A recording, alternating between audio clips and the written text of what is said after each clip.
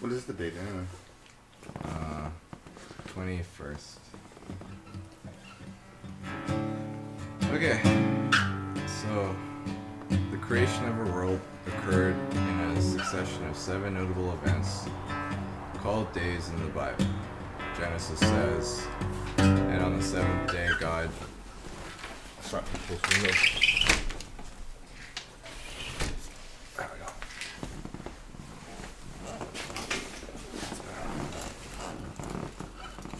And on the 7th day God ended his work of creating all the hosts of the world was concluded by the creation of man.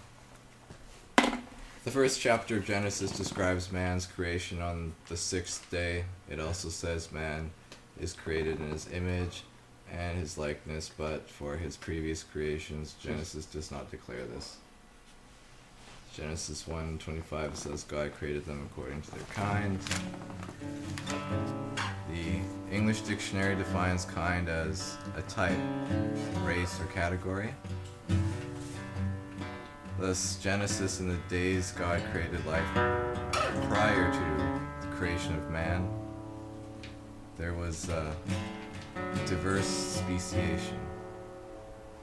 However, man's kind is declared by Genesis to have been made in God's image and likeness. But like the creatures, man is, by God, given the blessing, be fruitful and multiply. However, man is given the additional blessings to have dominion over the creatures, establishing divinely ordained responsibilities upon the kinds of species. Man has intelligence, and man called Adam names creatures. God formed every beast and brought them to Adam to see what he would do. It's not as good as the first Adam. This presupposes man has used their intellectual capacity to study the kinds of creatures. It can be said man has the ability to come to knowledge of God's creations. By this point, I presume the man of Adam develops an interest in witnessing the various creations of God. They pursue their curiosity to the their curiosity of the extent of God's work. Of all of God's creations, the serpent was depicted as representing cunningness. Genesis 3:1 says, "The serpent was more cunning than any beast of the field which the Lord hath made." The English dictionary defines cunning as sly, crafty, clever. This means the serpent is represented as possessing the intellectual ability of being cunning. The serpentine cunning works upon the woman as follows. It poses a question to the woman about God's command.